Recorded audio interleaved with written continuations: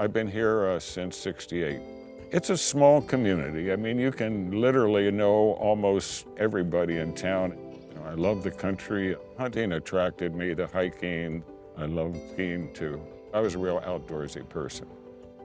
About 5 years ago, I started slowing down, and also I've started to feel weaker and been in to see Providence.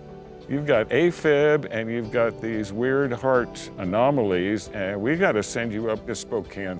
And ultimately they did a Vinci repair on a valve and corrected the AFib. It was a quick recovery, at the most 4 or 5 more days at home before I was working on projects.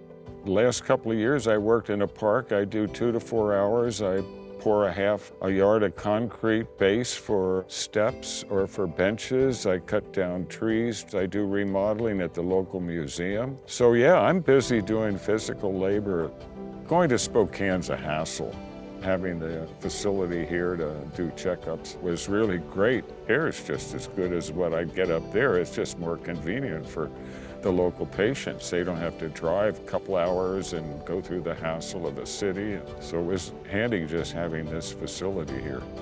In and out, and I'm home, kicking and working.